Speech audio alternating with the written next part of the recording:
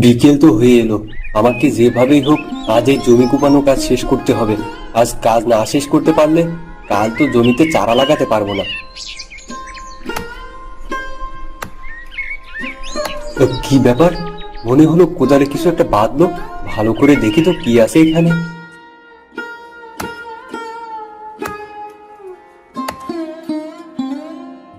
আরে, এ কি মাটির নিচে বাক্স?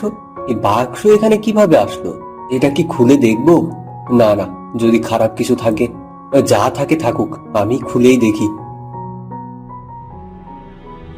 আরে, এত বড় বাক্সের ভিতর শুধু একটা কাগজ! আমি কি ভাবছি আর কি পেলাম!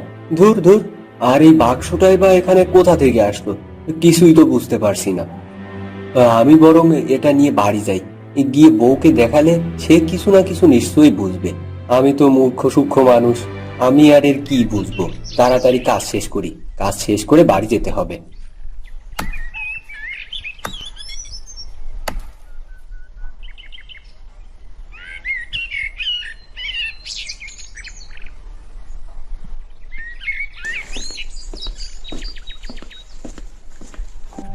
বউ, ও বউ, কোথায় গেলে? বাইরে এসো তো তাড়াতাড়ি।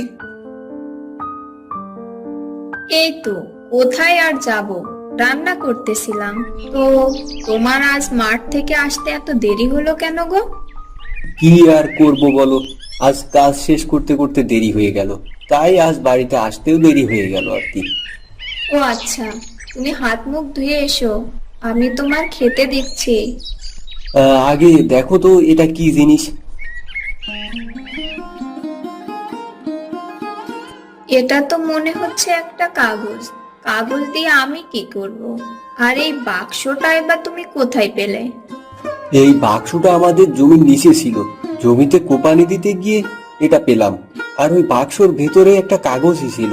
আমি ভাবলাম তুমি হয়তো বুঝবে, তাই সাথে করে নিয়ে আসলাম। না গো, আমিও তো কিছুই বুঝতে পারছি না। কি হলো বাবা, তোমরা এখানে দাঁড়িয়ে কি গল্প করছো? দেখ তো বাবা, এটা কিসের কাগজ? ওগো, তুমি রাতুলের হাতে কাগজটা দাও তো। এই নে বাবা, দেখ তো এটা কি। বাবা, এটা তো একটা নকশা মনে হচ্ছে। কিসের নকশা বাবা রাতুল? সেটা তো বুঝতে পারছি না, তবে অনেক পুরনো মনে হচ্ছে।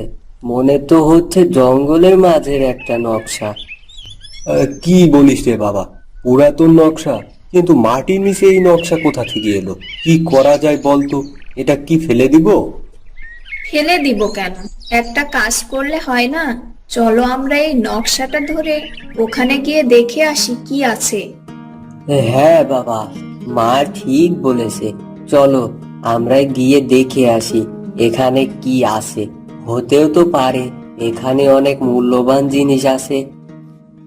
না না, যদি খারাপ কিছু থাকে ওখানে, তাহলে কি করব? আমাদের তো তখন বড় বিপদ হয়ে যাবে। আহা, এত ভয় পাচ্ছ কেন?